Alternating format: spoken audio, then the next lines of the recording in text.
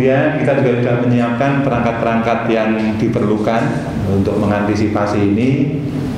Hanya kemudian kita baru pagi hari ini menyelenggarakan rapat koordinasi dengan para pimpinan di unit-unit. Kemudian kita tuangkan hasil kesepakatan ini dalam bentuk surat edaran yang sudah saudara terima itu, ya. Di dalam surat edaran itu intinya ya, kami membatasi dan mengubah bentuk kegiatan yang selama ini diselenggarakan di Universitas Sidar. Yang pertama adalah kegiatan pembelajaran. Kegiatan pembelajaran kita alihkan yang selama ini merupakan gabungan ya, antara kegiatan pembelajaran tatap muka dengan kegiatan pembelajaran terstruktur dan mandiri dalam bentuk online ya. Ini kita mulai besok pagi kita alihkan ke pembelajaran dengan basis online. Jadi kita sudah punya perangkat yang kita kenal dengan e-learning Universitas Tidar, electronic learning Universitas Tidar, yang kita sebut dengan ELITA. Jadi ELITA ini sudah kita kembangkan cukup lama, tapi secara massal kita terapkan di Universitas Tidar ini sudah 1 tahun yang lalu ya. Dan alhamdulillah gerakan massal setahun yang lalu itu saat ini terasa ada manfaatnya karena kita bisa mengalihkan kegiatan ini melalui ELITA ya. Kemudian kegiatan-kegiatan lain yang berhubungan dengan praktikum, ujian, kemudian kunjungan lapangan dan lain sebagainya, semua kita pending ya, sampai dengan tanggal 31 Maret tahun 2020. Nah, nanti kita akan melihat sampai dengan tanggal 31 Maret itu ya, perkembangannya seperti apa. Kita lakukan pemantauan terus. Kalau memang nanti belum memungkinkan untuk dipulihkan kembali, maka edaran ini, kesepakatan ini akan kita perpanjang ya, akan kita perpanjang sambil kita menunggu arahan-arahan dari Kementerian Pendidikan dan Kebudayaan ya. Kemudian kegiatan-kegiatan yang di luar pembelajaran, termasuk penelitian, pengabdian masyarakat ya. Kegiatan penelitian yang sifatnya di laboratorium yang tidak melibatkan kerumunan banyak orang masih bisa dijalankan, tetapi kalau melibatkan banyak orang dipending dulu selama 2 minggu ya. Kemudian untuk layanan administrasi ya, jadi dosen dan staf administrasi tetap ngantor seperti biasa, karena untuk melayani kegiatan kuliah daring ini kita tetap harus memaintain ya, jaringan internet, memaintain sehingga masih berjalan seperti biasa. Hanya kita ikuti protokol WHO yang sudah beredar itu ya. Jadi kan relatif lebih mudah ini ya, protokol kesehatan ini. Lebih mudah kita mengontrol dosen dan pendik ya, dengan jumlahnya sudah terlalu banyak. Ya, mereka tetap harus memberikan layanan administrasi, layanan pembelajaran melalui e-learning ya, masih tetap kantor. Hanya kita perketat untuk kegiatan-kegiatan yang harus dilakukan. Jadi misalnya kalau ada dosen atau karyawan yang merasa tidak enak badan ya, tidak usah kantor. Tidak usah kantor dan tidak diberlakukan sebagai cuti ya. Jadi seperti itu ya. Kemudian kegiatan-kegiatan wisuda, jadi kita merencanakan wisuda tanggal 18 April. Ini untuk sementara persiapannya tetap kita selenggarakan. Jadi sambil menunggu perkembangan hingga akhir Maret. Nah, kalau perkembangan akhir Maret ternyata sudah memungkinkan untuk dipulihkan kembali, maka wisuda tetap akan kita selenggarakan di bulan April tanggal 18. Itu kegiatan yang mencolok ya. Tetapi kalau perkembangan sampai tanggal 31 Maret ini belum memungkinkan, maka kegiatan wisuda akan kita jadwal ulang. Namun demikian, mahasiswa akan mendapatkan fotokopi ijazah yang sudah dilegalisir. Nah, jadi ijazahnya tetap kita kita simpan di universitas ya, supaya nanti pada waktu diselenggarakan wisuda itu ya, merasa benar-benar wisuda karena diberi ijazah kan begitu. Tetapi mahasiswa sudah mendapatkan fotokopi ijazah dan transkrip yang sudah dilegalisir, ya, mereka sudah bisa memanfaatkan kelulusannya itu untuk melamar pekerjaan dan lain sebagainya. Kegiatan kemahasiswaan, UKM, BEM dan lain sebagainya untuk sementara yang melibatkan banyak mahasiswa untuk sementara ditunda dulu, sehingga mahasiswa pada prinsipnya dipersilakan untuk belajar di rumah masing-masing atau di tempat kosnya masing-masing ya. Dan kampus harapannya menjadi lengang ya, sehingga tidak terjadi kerumunan banyak orang yang di tengah rai ini bisa menyebabkan perpindahan virus corona yang menurut teorinya kan bisa berpindah dari jarak setengah sampai 2 meter ya, sehingga kalau terjadi kerumunan kan peluangnya sangat besar ya. Jadi itu ya garis besar tentang komitmen Universitas Tidar di dalam menjaga supaya para mahasiswa, para dosen dan para staf pegawai Tidar bisa terhindar dari wabah corona ini dan menghindari penularan corona ini di masyarakat ya. Dan sambil menunggu perkembangan kita akan pantau terus ya. Nah, saat ini kita memang sudah mulai menerapkan protokol itu ya. Hanya memang kita masih mengalami kesulitan untuk mendapatkan bahan-bahan bahan-bahan desinfektan ya.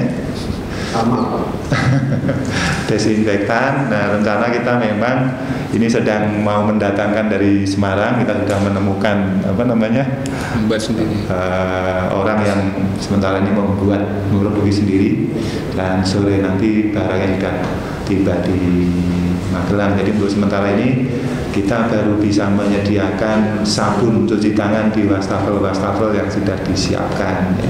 Sementara untuk hand sanitizer kita sedang mengusahakan dari Semarang, karena di Kota Magelang saya cari sejak minggu yang lalu sudah tidak ada. Dan saya juga sudah minta Fakultas Pertanian untuk mencoba membuat sendiri hand sanitizer-nya. Jadi saya kira demikian. Selanjutnya kami persilahkan kalau ada pertanyaan-pertanyaan dari para wartawan ya. Mudah-mudahan pertemuan kita kali ini bisa menenteramkan hasilnya, nanti waktu dipublikasikan membawa masyarakat lebih tenang ya, karena kita ini kan populasinya mahasiswanya ada 8.000 ya, dan ini kalau 8.000 ini kalau mobilitasnya kan sangat tinggi ya, sehingga kalau terjadi sesuatu perkembangannya masih akan sangat cepat ya. Karena itu ini segera kita amankan. Mulai hari ini sebetulnya para mahasiswa sudah mulai kelihatan tidak begitu banyak ya, karena dari mulut ke mulut ya, dari media sosial sudah kami sampaikan bahwa kami sebetulnya akan melakukan rapat pada hari Senin pagi ini, dan kira-kira hasilnya akan seperti ini, sehingga hari Senin ini, karena kemarin Sabtu Minggu libur, hari Senin ini mereka sudah mempunyai perkiraan kira-kira hasil kesepakatan seperti apa, dan besok hari Selasa kita sudah benar-benar memindahkan kegiatan pembelajaran ini sehingga kampus harapannya menjadi sepi dari para mahasiswa belajar dari tempat kosnya masing-masing ya, tempat kosnya masing-masing, dan kalau mau pulang ke rumah ya belajar dari rumah, karena kita sudah siapkan bandwidth kita sudah kita perkuat ya, sistem kita perbaiki sehingga kuliah bisa diselenggarakan secara daring. Terima kasih. Assalamualaikum warahmatullahi wabarakatuh. Pak, jadi dalam waktu dekat yang dibatalkan apa yang pertemuan dengan pihak asing? Ya, luar. Jadi kita sebetulnya sudah akan mengirim mahasiswa ke Filipina ya, karena ada tukar-menukar mahasiswa yang kita batalkan. Kemudian ada kunjungan dosen ke negara-negara ASEAN ya, ini juga kita batalkan. Kita akan tergabung dalam jaringan SEAMEO itu ya. Kemudian ada seminar mahasiswa ke Jepang, seminar dosen ke Jepang, dosen Fakultas Ekonomi, ini juga kita batalkan ya, kita batalkan. Di kegiatan luar negeri tidak dibatalkan ya. Ya. Pak, mau tanya juga, sementara sudah didata dosen-dosen yang baru saja di luar negeri, barusan pulang dari luar negeri, kemudian apakah akan ada pemeriksaan pada mereka? Terima kasih. Sampai dengan bulan Maret ini, sejak Januari tidak ada dosen yang bepergian ke luar negeri. Mahasiswa juga belum, karena anggaran kita kan sampai hari ini belum cair. Sehingga kita belum bisa mengirim ya delegasi sejak Januari ya, sejak Januari sampai dengan hari ini belum, karena lockdown.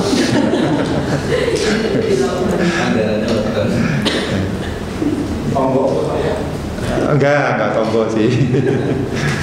Karena untuk gaji, untuk ini masih bisa ya, karena menggunakan anggaran yang lain, tapi untuk kegiatan yang lain masih lockdown. Jadi keputusan untuk belajar di rumah itu berdasarkan apa Pak? Apakah rapat intern atau ada surat edaran dari kementerian? Ada edaran dari kementerian yang sifatnya himbauan. Ya, itu kan diserahkan kepada masing-masing institusi pendidikan tinggi ya. Nah, berdasarkan itu kemudian kami hari ini pagi ini mengadakan rapat ya. Kemudian kita putuskan untuk mengubah ya, mode pembelajaran itu. Ada imbauan untuk mahasiswa yang berasal dari luar daerah itu untuk tidak mudik dulu, untuk tetap di Magelang gitu Pak, atau bebas Pak? Jadi untuk mahasiswa Universitas Tidar, karena hampir mayoritas mahasiswa kita itu dari Jawa ya, dari Jawa Tengah, Jawa, memang ada dari Sumatera, ada dari ini, tapi daerah Jawa Tengah kan sebetulnya rata-rata belum KLB ya. Sehingga kan kami juga empati lah terhadap mahasiswa, kecuali kalau sudah Solo itu sudah KLB ya, tapi untuk yang lain kan belum. Kalau kemudian kami membatasi ini kan juga enggak etis juga ya, sehingga kami memang tidak menghimbau untuk tidak pulang. Kalau jadi memang tidak kami sebutkan, tetapi kami himbau untuk belajar di tempat tinggalnya masing-masing. Kalau tadi yang kunjungan ke luar dibatalkan, mungkin juga ada kunjungan yang mau ke sini Pak, dari luar di sini? Iya, kita batalkan, sebentar kita pending. Ada berapa jadwal? Yang ini kan dari FKIP ya kalau tidak salah ya. itu kan yang ke Siamang atau yang ke Filipina kan. Ya, jadi itu kunjungan imbang balik ya. Jadi kita mengirim mahasiswa ke negara-negara ASEAN dan mereka mengirim kembali ke kita, mengirim mahasiswanya ke kita. Jadi Yang Filipina juga ya Pak? yang Filipina itu rencana akan ada ke kita ya. Yang Filipina itu saja. Iya. Jadi mereka yang membatalkan atau pihak sini yang memutuskan? Ya itu kan ada koordinasinya di bawah Kementerian Pendidikan se-Asia Tenggara. Jadi mereka memutuskan untuk memending semua kegiatan ini. Ya kita tinggal ikuti saja. Ini Pak, seandainya misalnya ada gejala-gejala yang mengarah ke corona, kan yang selama ini dikhawatirkan bayarnya itu Pak, karena bayarnya cukup mahal dan tidak ditanggung BPJS. Dan apakah ada upaya mungkin dari pihak kampus untuk nanti menanggung biaya pemeriksaan? Kalau nggak salah kan sampai 1.000 sekian. Tidak, jadi kampus tidak menanggung biaya pemeriksaan ataupun biaya pengobatan mahasiswa, itu bukan tanggungan pihak kampus. Jadi mandiri ya Pak? Iya. Tapi mungkin ada himbauan Pak untuk dosen-dosen mungkin yang ada gejala, merasa ada gejala itu, terus merasa pernah ada kontak dengan orang asing mungkin selama, tapi mereka tidak bepergian itu, mungkin ada. Sudah dituangkan di sini. Ada. Jadi dosen, karyawan yang sakit ya diimbau untuk segera berobat ke dokter ya, ke dokter. Itu sudah kita tuangkan di inisiatif sendiri. Iya. Dan mereka kan sudah di-cover oleh asuransi BPJS ya. Semua dosen dan karyawan di sini kan sudah di-cover asuransi. Kalau yang sudah bulan April itu rencana berapa orang Pak? Pak Fad berapa? 400. Itu juga melihat kondisi nanti.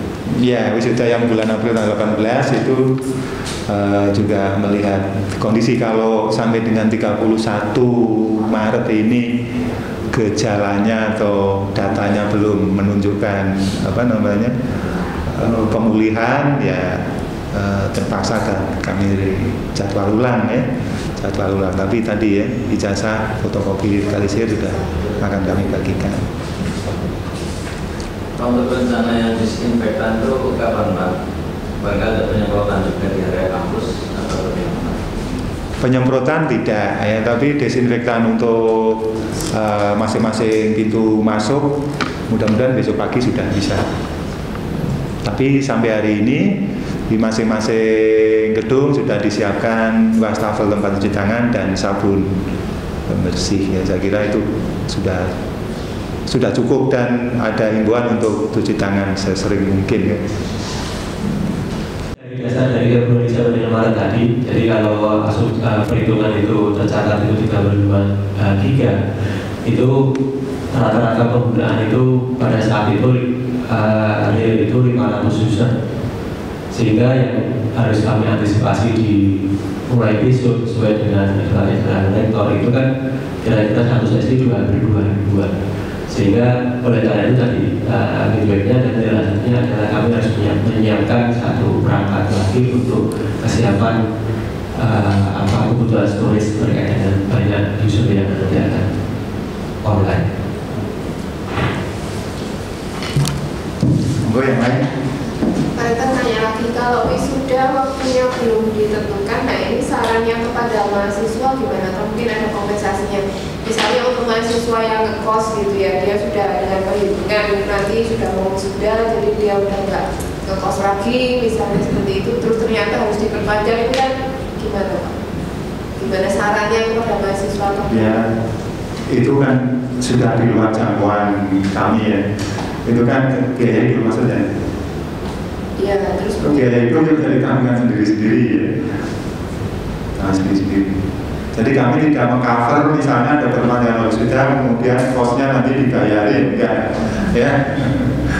Nah, jadi kami itu sudah menjadi tanggungan sendiri-sendiri ya. Dan kami yang paling bisa dilakukan adalah menyiapkan fotokopi jasa yang sudah dilegalisir, yang itu sehingga bisa dimanfaatkan oleh mahasiswa untuk melamar pekerjaan. Ya mudah-mudahan tanggal 18 itu kondisinya sudah membaik ya, sehingga wisuda sudah bisa kita lakukan. Wisuda kan hanya seremonialnya saja, tapi lulusnya kan sudah. Yang penting lulusnya itu Pak. Yang penting kan lulusnya itu bukan wisudanya ya. Jadi bukan esensinya di wisuda. Wisuda itu karena kadang-kadang kan banyak yang ini misalnya kita usulkan kepada para mahasiswa nggak pakai wisuda aja gimana gitu. Ada yang setuju, ada yang tidak, karena ada yang ingin foto pakai toga, itu kan sesuatu hal yang sangat diharapkan ya, dengan keluarga dengan ini ya, makanya ya sudah wisuda tetap kita akan selesaikan walaupun waktunya tidak tidak di tanggal 18 kalau memang tidak memungkinkan. Hanya kalau penundaan itu kemudian nanti kan kami masih kos di sini yang bayari siapa ya? Kalau kos ya yang bayari orang tuanya. Ya. Gitu ya. Itu kan terkait dengan kegiatan mahasiswa.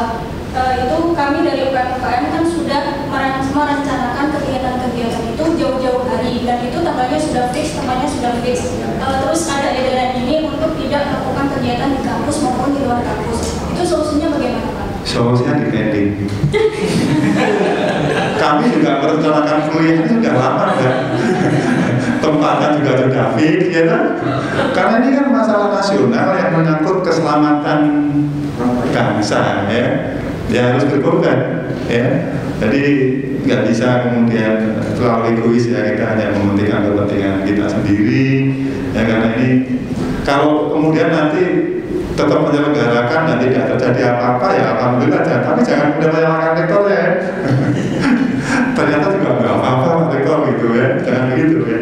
Ini bentuk dari ikhtiar kita supaya kita tidak terkena sesuatu yang tidak kita inginkan. Oleh karena itu para mahasiswa juga diimbau semua kegiatan untuk dihentikan. Ya harus berkorban ya, kita berkorban. Kapan lagi kita bisa melakukan sesuatu untuk masyarakat secara luas ya, karena semua di antara kita harus memberikan kontribusi terhadap keamanan, kesehatan masyarakat kita. Ya. Tidak hanya masyarakat Indonesia, manusia secara keseluruhan ya, karena ini dampaknya sangat luas ya. Monggo apa lagi?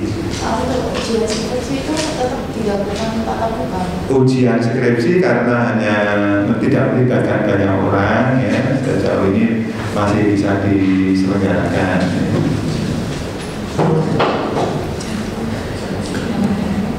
Ya. Tatap muka Apanya?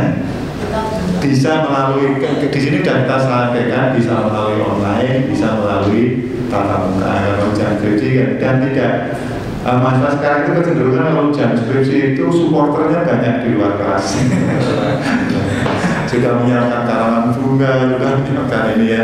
Jadi yang kita himbau untuk tidak dilakukan, tidak dilakukan. Jadi ujian yang paling hanya 5 orang ya, caranya juga ada ini. Dan kalau memang mahasiswanya sedang sakit, nggak enak badan ya ujiannya ditunda kan gitu.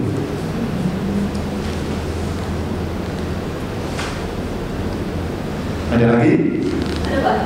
Itu kan edarannya sampai 2 minggu ke depan, sampai tanggal 31 Maret. Yeah. Kalau misal kondisinya belum memungkinkan, itu apakah akan ada SKSL lagi, surat edaran lagi yang turun, atau tanggal 1 April itu otomatis langsung masuk? Ya, nanti akan ada edaran, bunyinya surat edaran nomor sekian diperpanjang, itu kan simpel ya. Jadi bunyinya ini masih diberlakukan 2 minggu lagi. Jadi nggak usah membuat surat edaran lagi. Jadi artinya ya menyatakan bahwa surat edaran nomor ini masih berlaku sampai 2 minggu lagi. Dan kondisi kondisi. Lihat kondisinya. Jadi ya nggak usah sulit harus rapat lagi dan seterusnya. Ya, gitu. Ya, jadi mahasiswa juga tolong keangkatan juga sosialisasikan kepada para mahasiswa ya. Supaya kita itu mengambil langkah-langkah yang tidak terlalu rumit ya, mudah tetapi efeknya besar. Ya. Hari ini kita memasang spanduk ya, di kampus depan ini dan di kampus Kartika ya, supaya mahasiswa bisa segera berinform terhadap masalah ini. Kalau tidak ada, sudah disiapkan minum yang sudah belum tertular ya. Sudah disiapkan minum, monggo silakan ya, ada snack dan minum, nanti kita bisa berdiskusi secara informal. Pak Farid ada yang disampaikan? Sudah. Pak Giri? Cukup ya. Pak Dhani? Cukup. Baik, saya kira demikian. Terima kasih atas kehadiran saudara wartawan ya. Kira ini suatu hal yang sangat baik ya. Mudah-mudahan kita juga bisa saling menjaga komunikasi ya. Kalau ada hal yang kita bisa saling bekerja sama, tidak macam ini harus segera informasikan dengan baik. Terima kasih. Assalamualaikum warahmatullahi wabarakatuh.